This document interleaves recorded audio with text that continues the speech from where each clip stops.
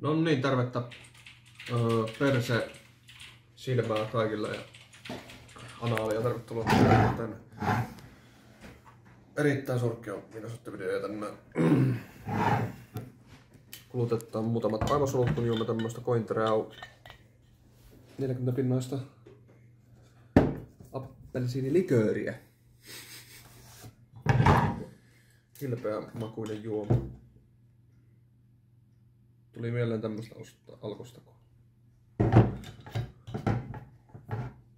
oli tämmöstä joskus semmonen minipullo kotona. Totta munassahan mä sitä maistan tästä vielä raakana.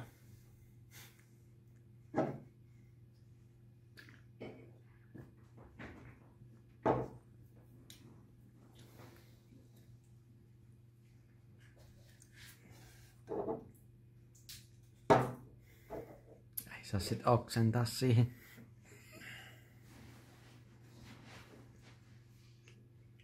Joo.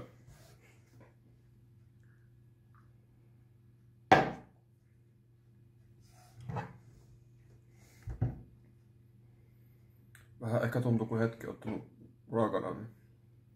Mutta joo.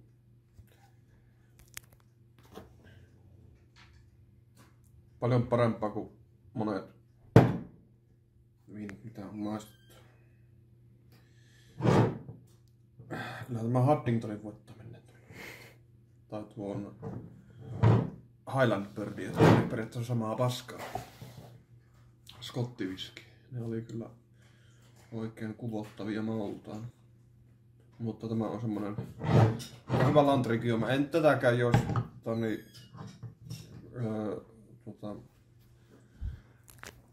raakana, mutta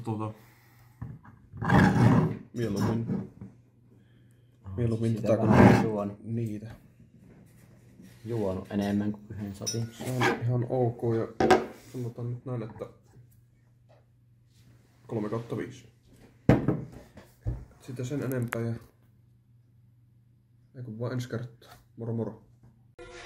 Voi helvetti.